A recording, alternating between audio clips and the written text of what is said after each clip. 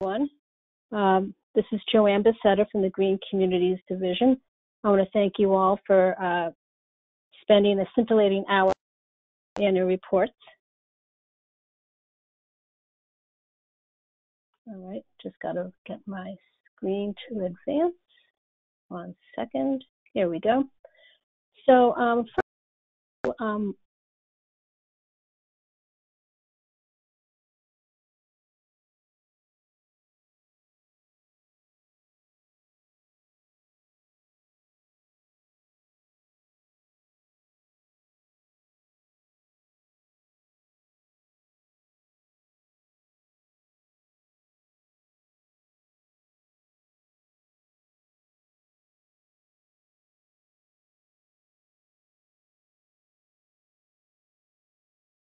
Hi, Joanne, it's Karen. Did we lose you?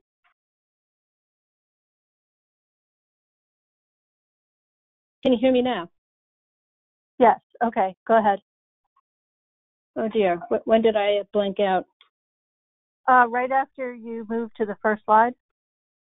Okay, so sorry guys, went on mute already. What I wanted to do is just thank everyone for persevering the past few working through this challenge COVID pandemic. I know it hasn't been easy working with your facilities when they're shut down, and then now trying to reopen them safely, working remotely from home and elsewhere. So I just wanted to give a big thank you to everyone, and I think we all deserve a pat on the back. So this webinar is being recorded and will be available on our website in a day or two. If there is a particular slide that you'd like to capture for future use, there is a camera icon on the top right-hand side of your screen. So you can take a screenshot of the slide and save it for later. There is also a question and answer icon on your screen where you can type in questions. And what we'll do with this webinar, because it is quite long, we're going to pause each section for a few questions, but I will be mindful of keeping the time, not rabbit holes. If we don't get to all the questions, we do have them written out and they'll be answered and posted with the webinar materials on the website. Some upcoming events coming up. So on October 1st, the MassEnergyInsight support team will be holding office hours specifically for annual reports. So I really want to encourage particularly new users of MassEnergyInsight to sign in or register for these open hours if you have any questions or problems with your energy data, because it's likely that someone else will have a similar issue. You can register for these office hours and any other additional training. There's a link on our website. Also coming up, TBD, I think in a week or so, we will be issuing a request for information on competitive grants. We have some ideas on potential changes for the competitive grants that'll improve the evaluation process on our end and implementation on everybody's end. And we'd like to get your feedback on those ideas and also hear any suggestions you have as well. When this RFI is issued, you'll hear about it on our email and it'll be posted on our website. What we've been doing, we've all been working remotely from home, but plugging away. The regional coordinators have been working with the non-green communities right now, and it looks like we might have 15 to 20 new designations this fall. Also, what we're trying to do this year is enhance our engagement with regional school districts. Often when smaller green communities became designated, they did not include any information or buildings in the regional school district because they were one of 7 member towns. Now that all those towns, or most of those towns, are green communities, this might be a good time to take another look at that and perhaps include regional school district buildings prorated in energy baselines and energy reduction plans. And the reason why we're doing this is to help support clean energy upgrades in these schools. Many of you know green community grants can in facilities that are part of a community's energy baseline. So once the regional school districts are in the baseline, you can apply for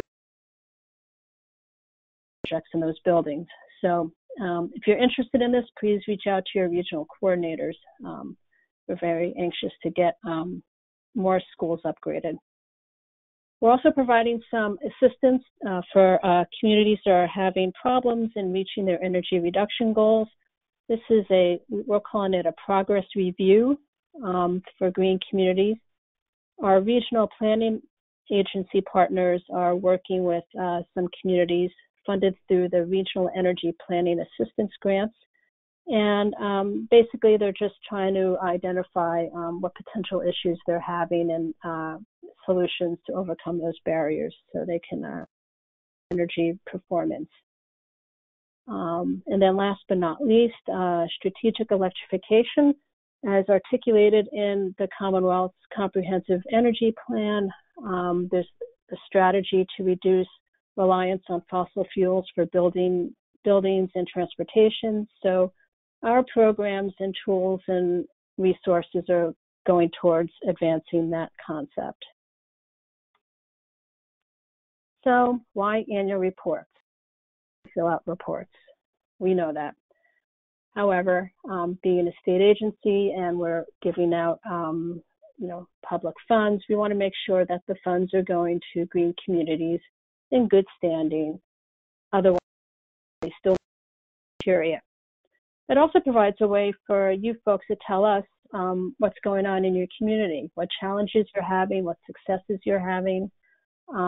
It's a way to communicate and have it memorialized, if you will.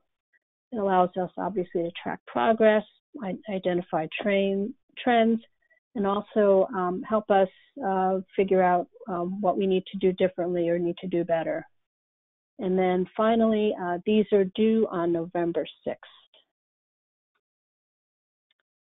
So we do have 271 green communities right now. All of these communities, for the 31 recently designated communities, are required to submit an annual report this year.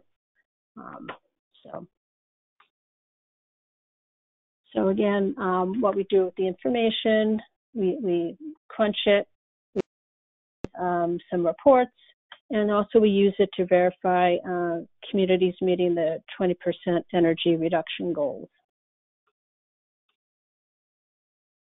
So from last year's annual reports in terms of energy reduction, out of all the green communities that submitted annual reports, and we had just about 200 last year do so, we can report that there's been a 7% energy reduction across all of them. So that includes the newest green communities that have only been in our program for a year or two, as well as our veterans. And then in terms of which sectors we're seeing these savings, electricity is leading the way at over 44%, followed by natural gas. So this is some of the information that came out of the annual reports, and it's interesting for us to take a look at. So now we're going to go through the annual report, and we're going to go through a bit in detail of all the places on the annual report where you need to input information. Those of you that are new to the program, it's a large Excel workbook, but it's not as frightening as it may seem. Before you want to get started, there's some information you need or tasks you need to accomplish before you sit down to do this. For Criterion 1 and 2, any information you have on changes in your zoning or permitting processes, and if any clean energy projects were permitted in your as-of-right zone. Second, for your Criteria 3 for your energy data, you want to make sure that you have all the energy data complete, whether you're a MassEnergyInsight user or whether you track it by another means, particularly if you use delivered fuels for heating buildings. So does your community use oil, propane, or wood pellets for heat? Has it been entered in MEI? Same thing with the vehicle fuel use. Do you need to track this down, or is it centralized somewhere? So these you need to answer and need to get the information.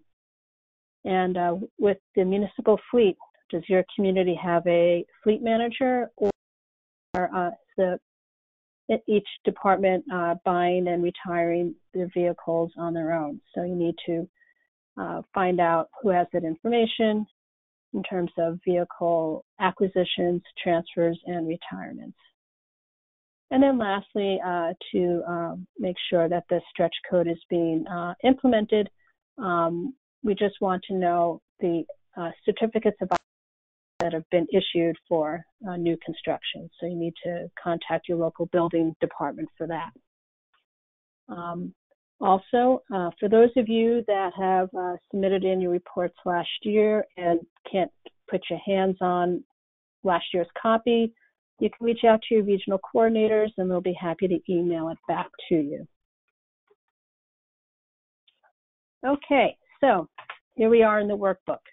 On the bottom, you'll see on most slides, not all of them, but you'll see a round circle telling you where we are in the workbook. This is the first tab. It's a general instruction and confirmation page.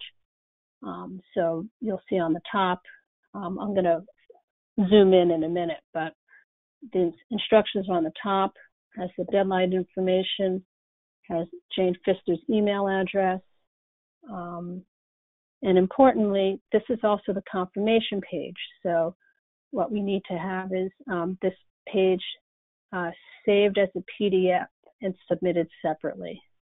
And it also needs to have a signature from your community CEO. So zooming in on the top, you can see the instructions. Please answer all the questions, provide all the information as applicable. If something isn't applicable, just say NA, not applicable. And then you'll notice that the worksheet tabs have different colors. So the tabs that are dark teal are actually places where you'll be inputting information or answering questions. The others are either samples of tables, how to format things, or ones that are gray colored are guidance documents or reference materials. Anytime you see a yellow box or a yellow field, that's where we're looking for information from your community. So this year we added something called a compliance checklist, because over the years we've found that communities inadvertently skip over questions or don't provide all the information requested. So we have to go back and forth and have an email exchange that we all probably find a little tedious. So we have this compliance checklist that if everything is answered or there's an explanation, you'll see this green message that says in a report is complete. And that's what we want on your confirmation page. If it's red, it's going to that says please review the checklist, and it'll tell you what you're missing. So this is what that checklist looks like when you download your template and it has information missing because you haven't put any information in it yet. It looks very angry and it's yelling at you to put in information. And then once it's complete, it's going to look like this. And again, you'll have the green message on the top that says the report's complete. So we're hoping that this will help you fill it out completely the first time you do it, so we don't have to go back and ask, is that Ford Explorer a emergency vehicle, or you didn't answer the zoning question, those types of things. So hopefully, we'll see how that goes this year. Hopefully, we'll find it useful.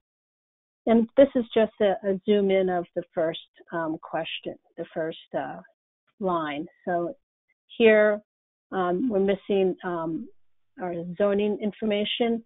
And if you click on the field, it's going to take you to where you answer the question, and then you fill in the information and it comes out complete.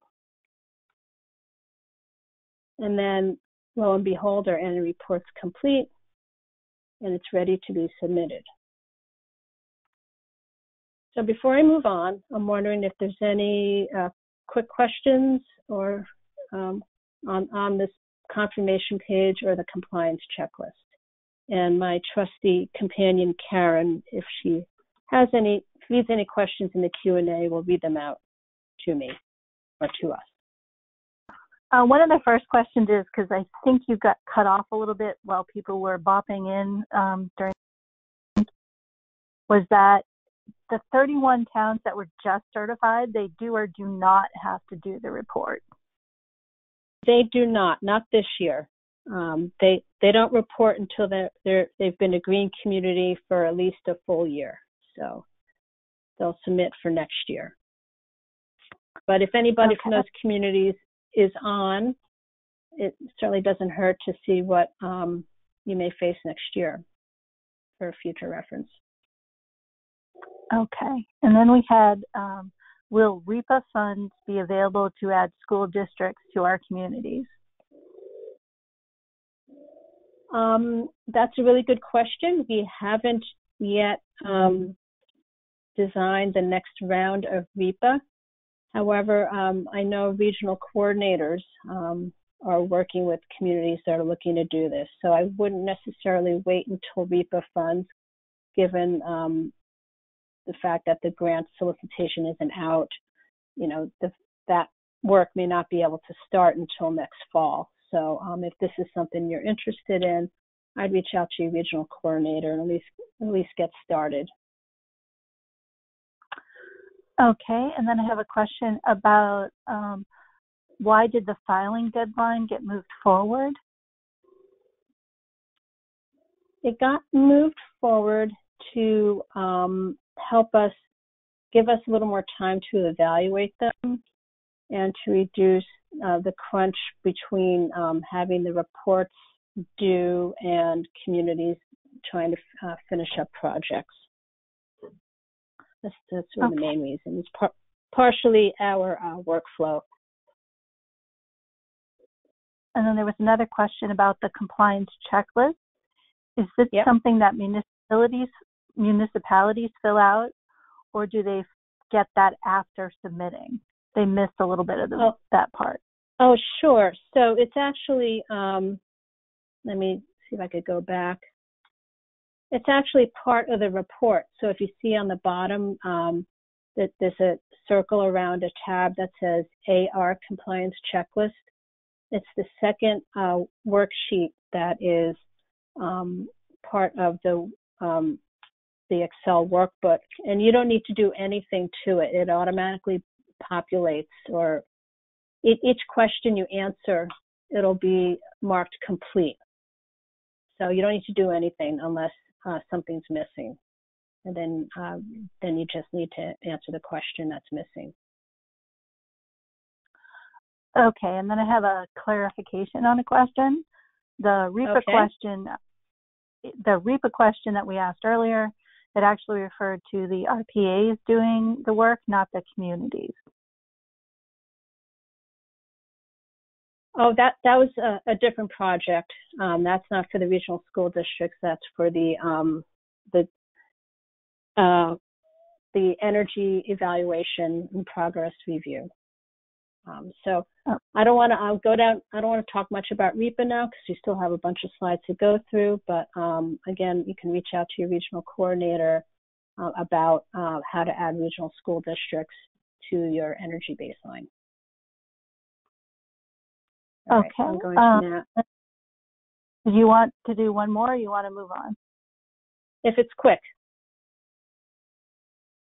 It just says on the compliance checklist, where do I find the date that the MEI is verified? Is that by the town of you? We're going to get to that. Here we are. That's a good question. Yeah, we're going to get to that. So stay tuned. Stay tuned. So moving along, so the next tab is reporting on Criterion 1 and 2. So this is, again, reporting on your zoning and permitting. And often towns, for some reason, skip the first couple of questions because they're kind of small up there on the top.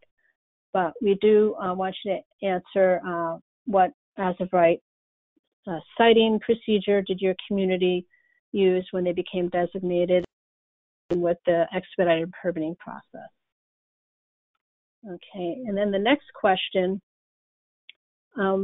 since your last annual report, or if this is your first one since your designation, have there been any changes to your zoning, whether it was the zoning district or any amendments to the zoning? If something happened 3 years ago and you already reported on it, you don't need to include it here. This is just since the last report.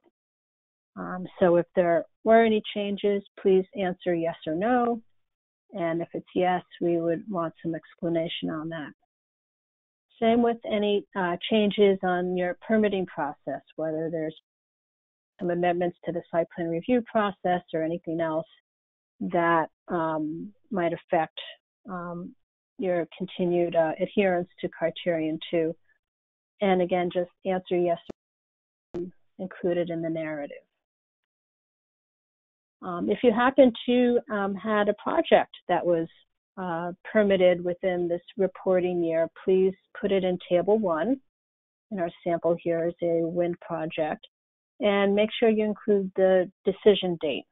You can see that this project initially was submitted back in 2018, but during our reporting year of fiscal year 20, the approval came through. So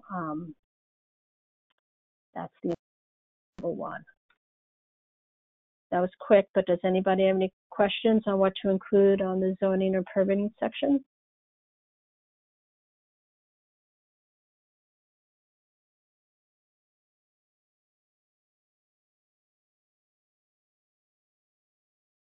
Okay, well, if you do have any, we can certainly address them later on. I'm just going to plow on through Criterion 3 overview. So if you look on the bottom, you see the tab that's circled. We're in Criterion 3 overview.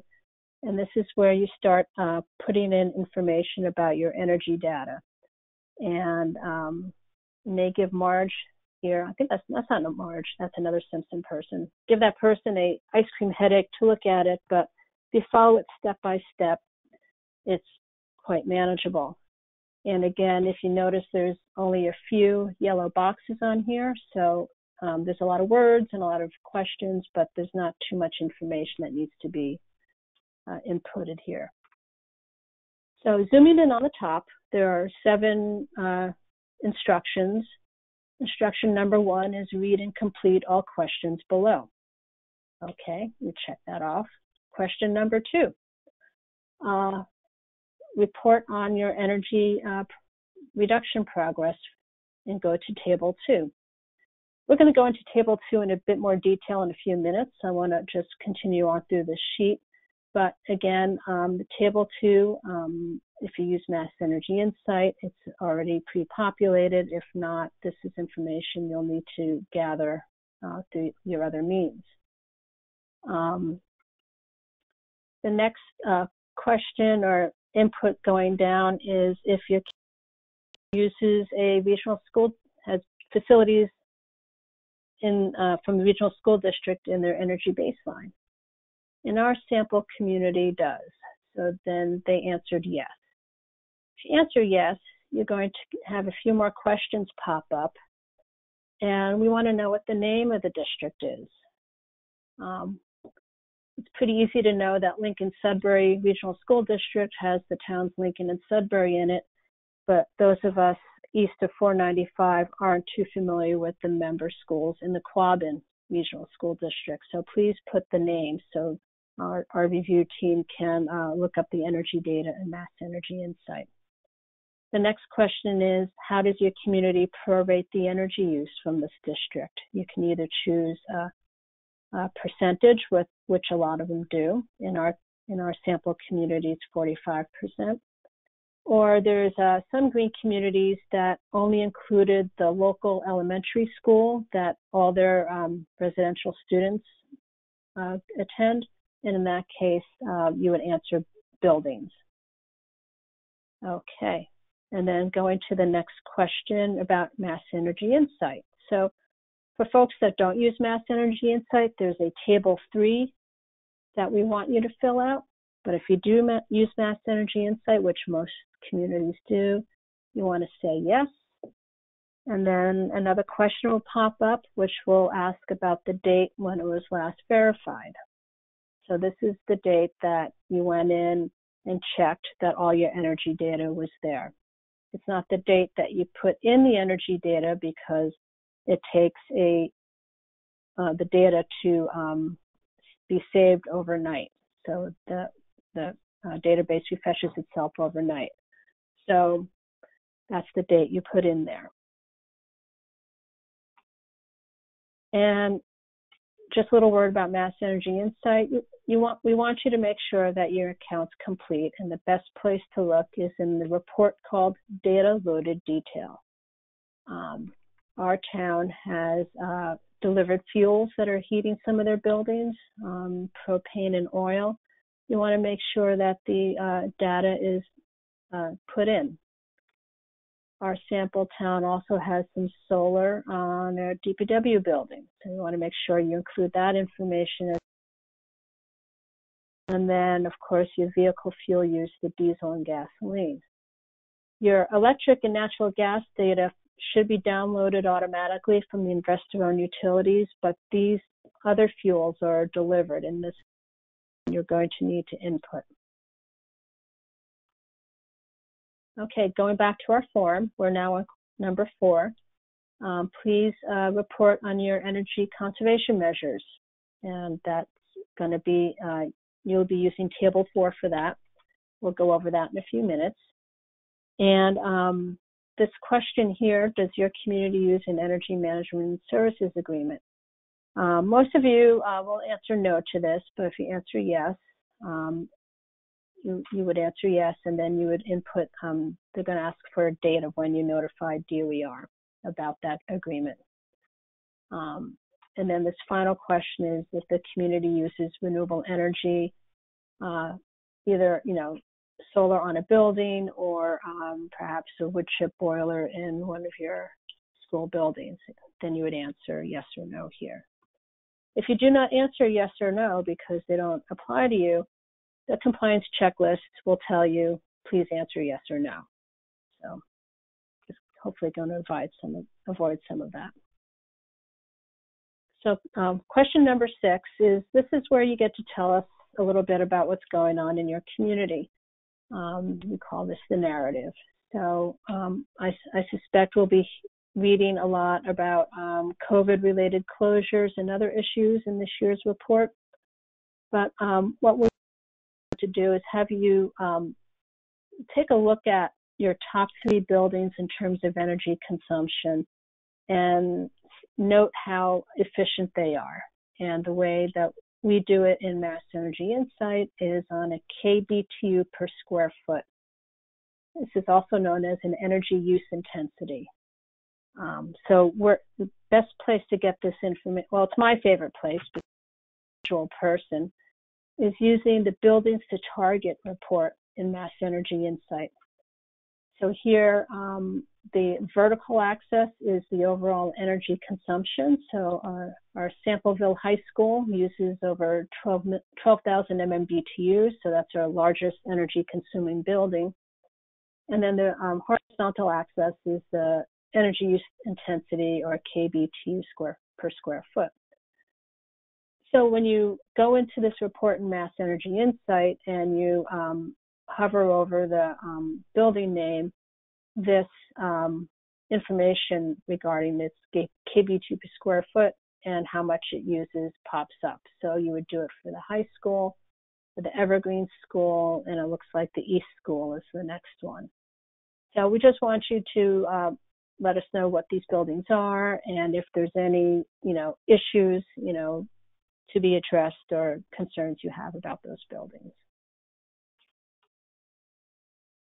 And then the last question, we're still on Criteria 3 overview, that ice cream headache sheet, has to do with building stock changes. So this is when you either build a new senior center to replace the old senior center, or if you add on to a DPW building or what have you, and if it's something that we need to do prorate some energy use. So our sample community has had building stock change since its baseline year. And if you answer yes to that, you're going to be urged to use this building stock calculator, which we will go over in a little bit. And then, have there been any changes since your last annual report? And in our sample community, yes, we added on to our DBW building reporting year. So if you answer yes, you will then include some information in the yellow box that pops up. And there is a reference document or reference tab in the annual report that talks about how to report building stock changes. So you can read through that. And before I go any further, are there any questions on that Criterion 3 overview? We will be going through the building stock calculator and how to put information in Table 2, but I just wanted to see if there's any questions on the materials we've gone over so far. Yeah, Joanne, there's a few questions.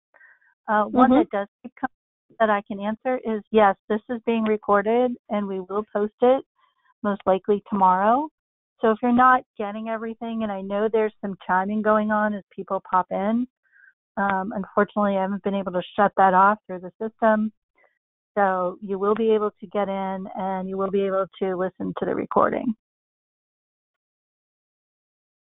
And then for other questions, there was one, does EMS agreement mean a performance contract? Yes, it does. So some communities submit annual reports to us on the performance contract, and if they prefer to not give us essentially the same information in this annual report, they can just say refer to our annual report submitted on such and such a date. That's totally up to you. Yeah. Very few communities do that. There's one that says, in the past, there have not always been timely updates by Eversource and National Grid. Will you have dates where they will be definitely have to load it and not have duplicates?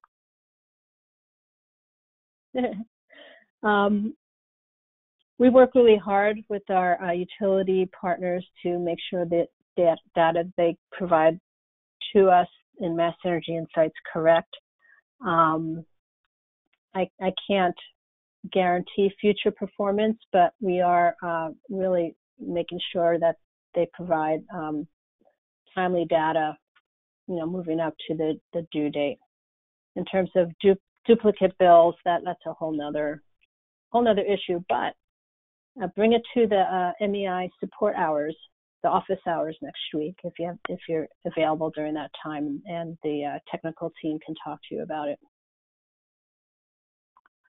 Okay, and then there's one, what if the town is on the MEI and the school district is not? And the school district is part of the energy baseline? It does not. It doesn't say. So unless the regional school district is in a municipal light community that has not been using MassEnergyInsight, and I'm going to assume that if it's the regional school district facilities that are in the community's energy reduction plan and baseline, would have that information in MassEnergyInsight if the community uses MassEnergyInsight. If not, then you have to get the data from them directly. Okay, and then I guess we'll do one more. How do I know which? Yep. How do I know which zoning districts in my community fall under green communities designation? You'd have to look at your designation application, or most likely last year's annual report would have it. If you could get your hands on last year's annual report, it will say what zoning option, a better term, the community used when it became designated. Okay, I'm gonna move on because we're still in the depths of Criterion 3. So I'm going to spend some time on Table 2. So the instructions. We want you to include your community's baseline and include the baseline year, and whether it's a fiscal year or calendar year. Most of you are fiscal year, but we do have a few that use calendar year. And then we want you to enter the values per category for the baseline year and the current reporting year. So that would be either fiscal year 2020 or calendar year 2019, depending on how your community does it. If you reported to us last year and the year before and your data hasn't significantly changed, or please you don't need to give us past year's data. We just include this information, those columns in for our new green communities that haven't reported yet. So for those of you that use MassEnergyInsight, there is a report already made called Annual Report Table 2. Our fiscal year happens to be in our sample town 2015. And you'll see that it's formatted very, very similarly to our Table 2. So you would essentially just copy the numbers from the baseline year and the reporting year into this table. Here's Table 3 for the non-MEI users, and this is, you fill this out, and then you would report on the total MMBTUs on the far right column that would go into Table 2. So again, in our workbook, there's a circle on the bottom showing you where we are in the workbook. So we're on Criteria 3, Table 2. And we'll just put in our numbers to our baseline year and the current reporting year. It automatically totals. Oops, come back. Yep, automatically totals.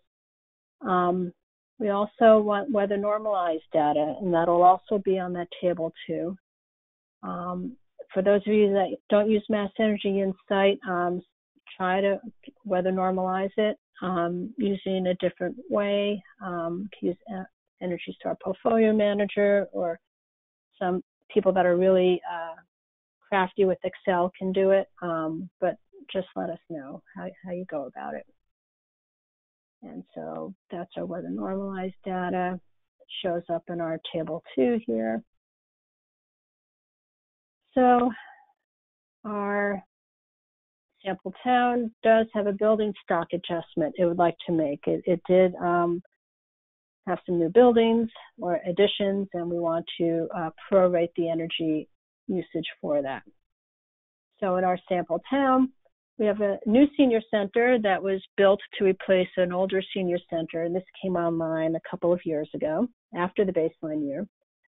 In addition, we have a DPW building that had a building addition this year that went online around January 1st. So we want to be able to prorate the energy use for that addition.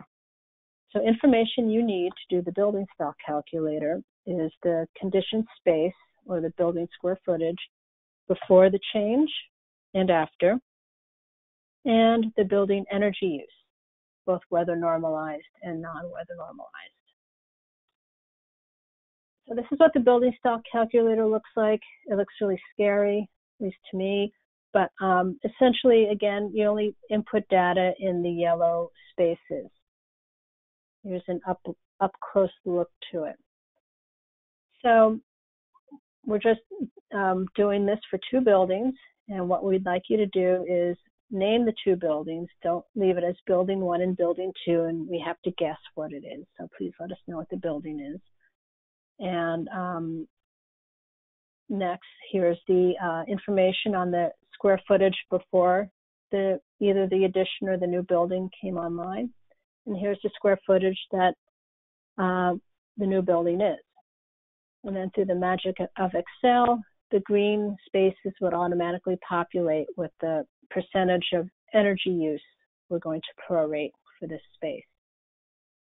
You would then look up the individual buildings' total energy use in MMBTUs, and you could find that in a few places. For me, the easiest place is on ERP Guidance Table 3B. So this is this table in MassEnergyInsight lists all the buildings and their energy consumption by MMBTUs. You want to use the total amount. And then this next column, the number of months that this building stock change is applicable. So for our senior center, since this was built as a replacement a few years ago, 12 months would be the number to put in. It was in operation for all 12 months, and that's how we want to prorate 12 months worth of energy use. For the DPW building, since it came online in January, we want to prorate only 6 months because that's the only amount of time that it was in effect as a larger building. Next year, that DPW building, you prorate it for 12 months. And then the non-weather normalized energy use is already calculated. And then over here, you put the weather normalized energy use. And this is found in a different report in MassEnergyInsight. The best place to find it is in a report called Annual Building Energy Use Weather Normalized. It's got a nice chart. You can select the specific building, and you'll get the total MMBTUs for that. And then it automatically calculates it. And then on the bottom, it'll add both buildings together, non-weather normalized, prorated, and weather normalized, prorated. And then the numbers that are in the orange, that's going to be your adjustment for these buildings. And they will automatically populate your table 2. You don't need to do anything. So you can see that for both the buildings, the total adjustment is 656 MMBTUs, and that's subtracted from your total energy use. So our sample town is part of a regional school district. So again, you would look up in MassEnergyInsight or any other means how much energy did your school district use in the baseline year and in the year 2020. And since our town is 45% of the regional school district, you would only account for 45% of that energy. And that would be inputted. This is something you'd have to do yourself. This is not an automatic thing. This is just something you'd have to calculate and put in. But the totals will automatically total. So we now have a complete table 2 for our town with the building stock changes for those 2 buildings and our prorated regional school use. Any questions about table 2 or any of the things I just did?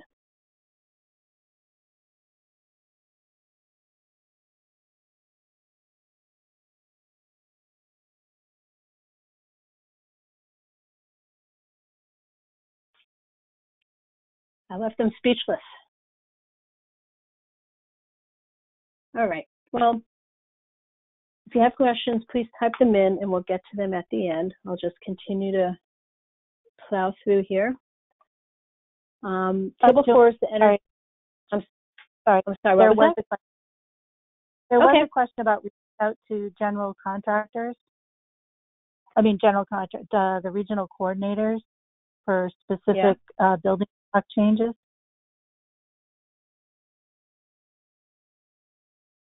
I'm sorry, your question came in sort of broken up. Can you say it again? Yes. Can we reach out to our coordinator regarding specific questions about building stock changes?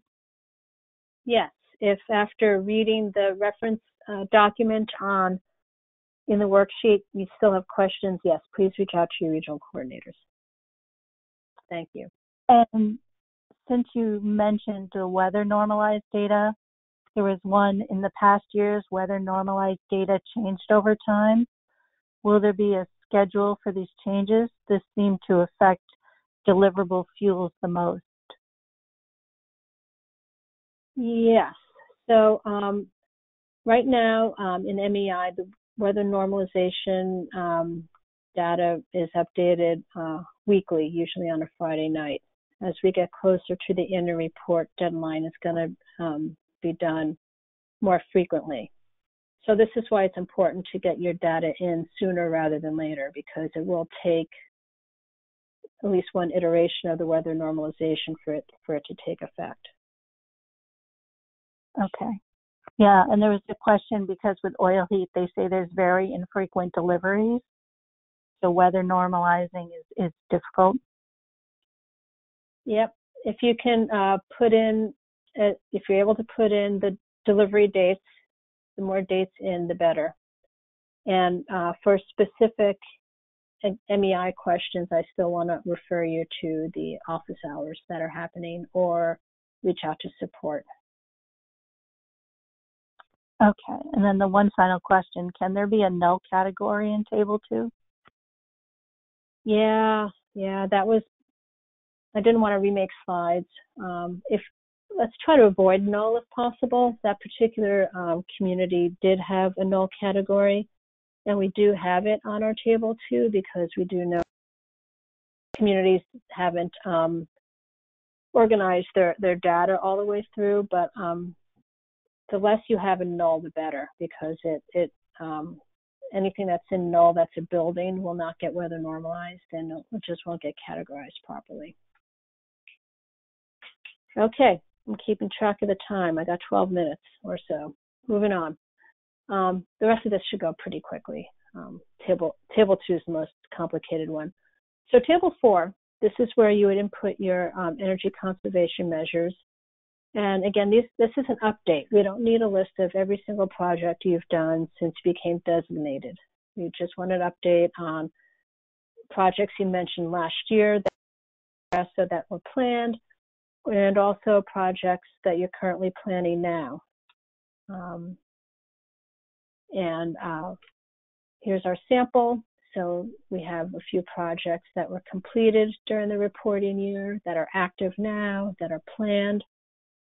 You can get a lot of this information from your Green Communities grant tables. Also, please include projects that we're not funding. We do know that a lot of communities self-fund energy upgrades and other things. So please include everything so you can get credit for it here.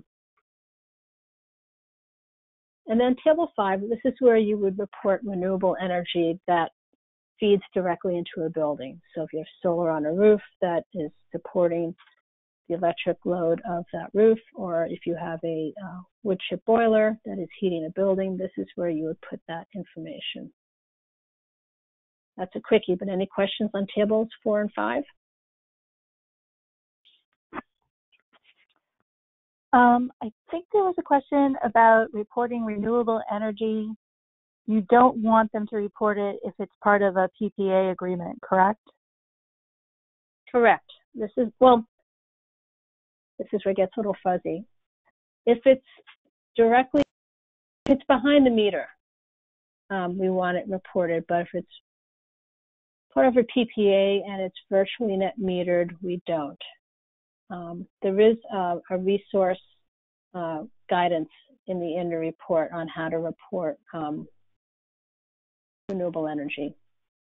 There's a few cases where PPAs can be reported, and I just don't want to. There's several scenarios to go through. So read the guidance materials, and if you're still confused, reach out to your regional coordinator. but most likely if it's a PPA, it's being virtually net metered, and we do not want to have that reported. And then there was a question, do we put EVs in the ECM table? If the EVs are replacing a gas-powered vehicle and you can, document it or at least estimate it, yes. The difficulty will be in estimating how much electricity the EVs are using if you're charging on site, but can certainly take some credit for the gasoline and or diesel savings. Okay, and then if the town is no longer paying the electric and gas bills for a building due to it being leased to an outside organization, should this be included in the building stock change? So that's a scenario where a building had been part of the town's portfolio, and now it's being leased and it's not responsible for the energy use in that building. In that case, you can exclude it from your baseline in MassEnergyInsight, and it'll just go away. It'll still be in MassEnergyInsight, but it won't populate the green reports. There's a place that you could check something that says exclude from baseline. It'll be taken out of your baseline, out of the table 2 and the table 3. But if you look in data loaded detail, it will still be in there. All right. Okay, I'm going to move on to vehicles.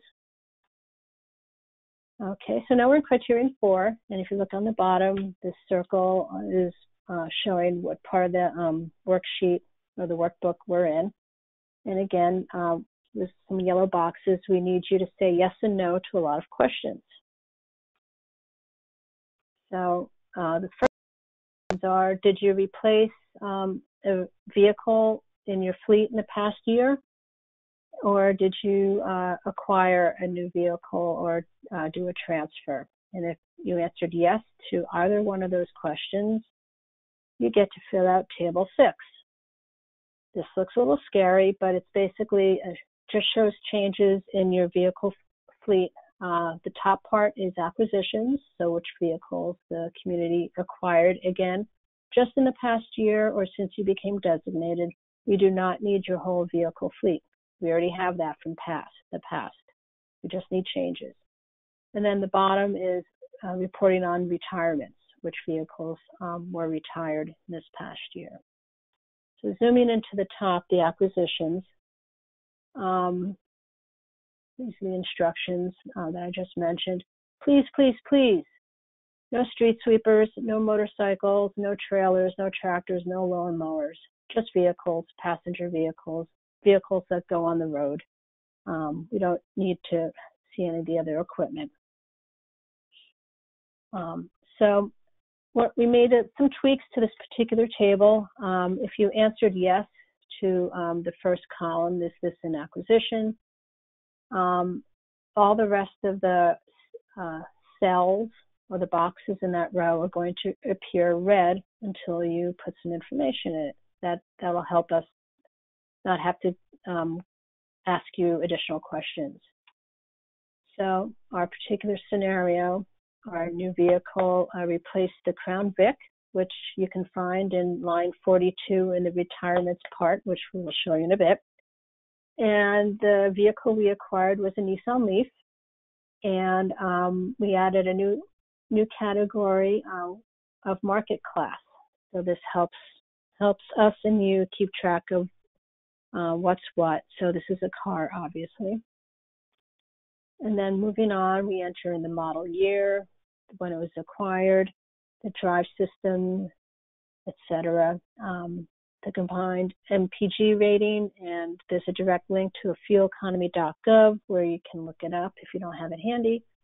And what is the vehicle used for? In this particular case, the vehicle is shared between the building inspector and the assessor's office. And then we also add one additional question is the vehicle used for emergency response. Obviously, this vehicle isn't, but sometimes there are some vehicles in the police department that are and some that aren't. So this takes the guesswork out for us.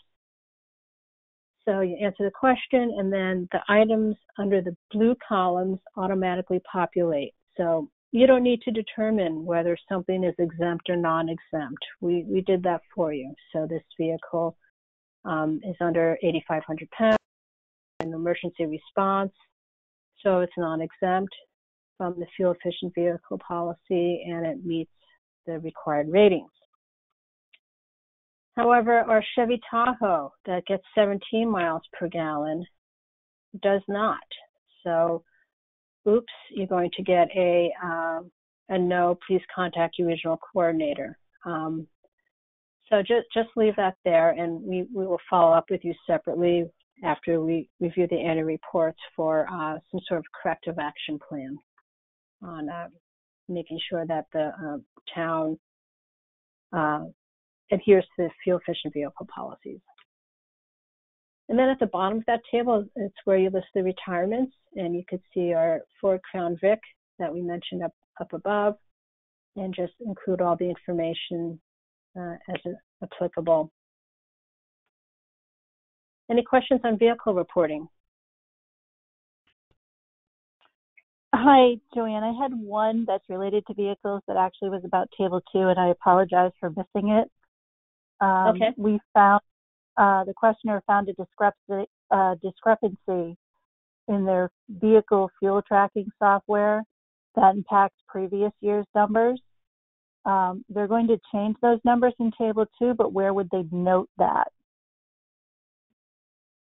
They would note that in the narrative on Table 2. So even though in the narrative piece we ask about a lot about about buildings, that would be a good place to talk about the discrepancies. Like, hey, our gas boy shut down, and here's the we updated information in MassEnergyInsight, and how it was addressed.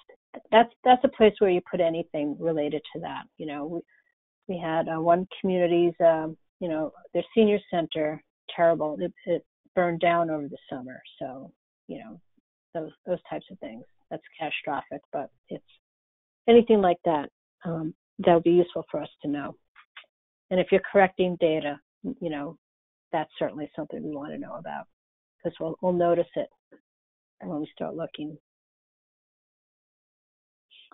Okay, and now related to the current section on vehicles, police have a motorcycle and it uses gasoline. Exclude? The gasoline you would include in your energy reporting for criteria 3.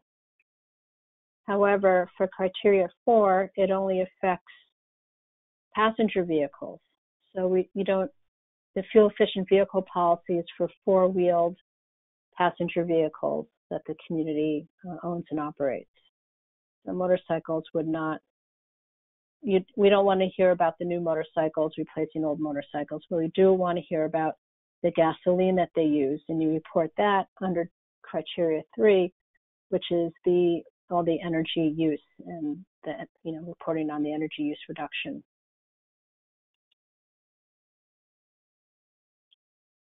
Okay. That was it on vehicles. Though I do have one that's back to building stock. If you want to do it, or do you want to? I just got like 2 more slides or 3 more slides, and then we could stay on for a couple of extra questions, and then allow people to bounce off when they need to. Okay. So the 5th criteria is reporting on the stretch code, and we just ask a few questions. Is the stretch code still in effect? Yes or no? Hopefully yes.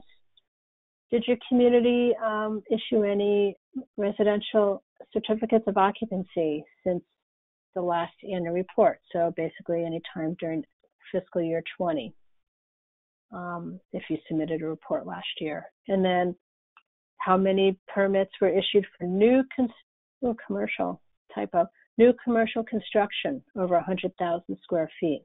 Most of you will answer no or 0 to this, but we do want to know if you did permit a new large commercial building, we want to know about it. And then in the yellow box, any anecdotal information about your community's experience with the stretch code. And then the last bits of information, please give us any other information about what your community is doing that's sort of consistent with being a green community. You know, those of you that are participating in the Heat Smart program this past year were solarized, or whether you did a EV drive promotion, whether your community's looking at doing a climate action plan, any of those types of things. This is where you can, tell us about it. And then the last box, this is where you get to report whether your community is doing a clean energy choice program, or how much of the community's energy is being supported by renewable energy, if you're able to do that. So that is that. Oh, but wait, I go back to my first confirmation page and it looks like it's not complete. I got the red, angry note that says, please check with my checklist. And everything's listed complete except for one. And what did I forget to answer? I forgot to answer whether we use a calendar year or fiscal year. So you could click on that box and it'll take you to where you need to fix your problem. And lo and behold, I forgot, some of these things, these drop-down boxes, they're easy to miss. We know that. So I forgot to select fiscal year. So I click on fiscal year. It's now happy. The confirmation is happy. So I'm now able to PDF and print it out and get it signed and submit it to Jane with all the rest of the information.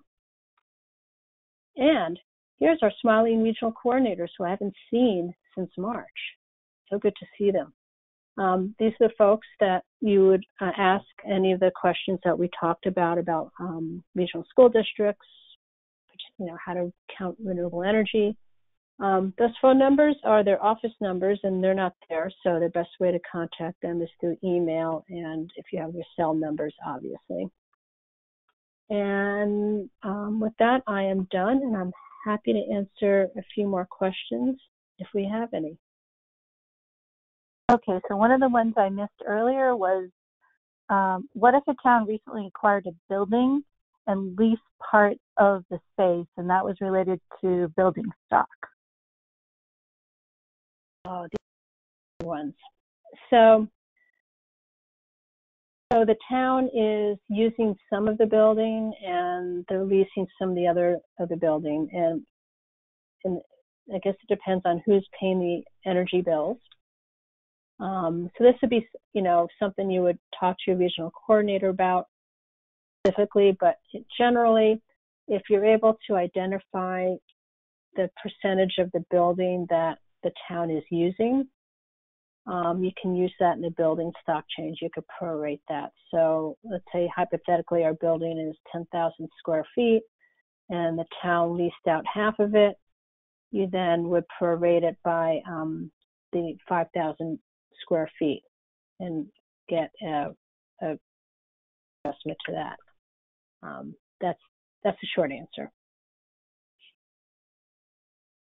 Okay, and then what happens to all the data, notes, anecdotes that are submitted and recorded anywhere? Yes. So the question, because we did have some of those beeps, what happens to all the data and the anecdotes? Does it get recorded somewhere?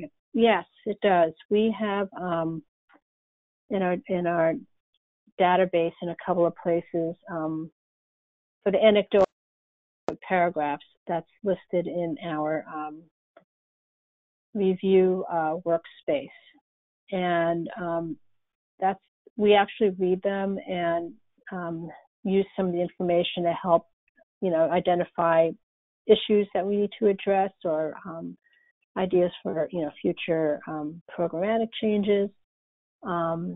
Previously, when we had progress reports written. We use some of the data for that, and for case studies. We had an intern this past summer that worked on some case studies for us, so that's the first place kind of information. What we want to do is have one community's experience help another community, so we don't have 271 green communities reinventing the wheel. So that's what we use that information for. Okay, and then there's one, will the spreadsheet work in Google Docs? Oh, I have no idea. If that's something I can't answer. If Google Docs can work with Excel workbooks, generally good, but I don't work in Google Docs that much, so I couldn't answer that. But we have the question recorded, and we will find out and include the question and answer when we post the webinar files. Okay. Do you have time for one more? Or? One more, and then I need to get a drink of water. Okay. This question says they have been including leased buildings in their baseline since our baseline year is instructed. When did the instructions change?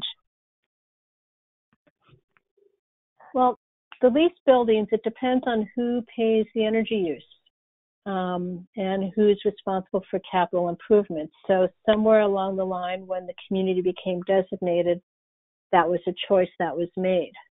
Some communities, may lease the building and not have control over, if the boiler, breaks down, somebody else pays for it, or if somebody wants to make energy upgrades, the town doesn't pay for it, but somebody else does. But if you have questions about that, reach out to your regional coordinator, and we can go through it in more detail. When the community became designated, the decision was made for whatever reason to include that building. So I think, because there was also a question on new battery storage projects. Do they count as permitted projects? No, because battery storage didn't exist as a as-of-right zone back when we created the Green Communities Guidance document 10 years ago. If the community amended its zoning to include that in their, assuming it's a solar overlay district or something, then let us know about the upgrades or the change in zoning. But if it's a battery project in a solar zone, that's not what the as-of-right siting was for. It was for solar. But certainly include that information again in that other notes at the end. This is where again you get to tell us what's going on, and we certainly want to hear about any new initiatives related to storage and resiliency and things like that. Okay, and then the final question to get you out of here: where did they make an appointment for the office hours? Okay, so if you go to our website. Wait, here we go. You can, there's a section that says Being a Green Community. You click on that and there'll be information on registering for MassEnergyInsight trainings and the office hours. Well, you click on the registration and you can register there. If you have trouble, you can reach out to me or your regional coordinator. We could send you a direct link to register for the event. And with that, I want to thank you all for bearing with me. This is a lot of information. The goal is to not overwhelm you, but to, again, go through step by step of how to fill this out. Saying that some of the tweaks we've made will make it easier for you to complete the information and not have a lot of back and forth of us asking for additional comments and information. So, have a great rest of your afternoon. Thanks, Joe.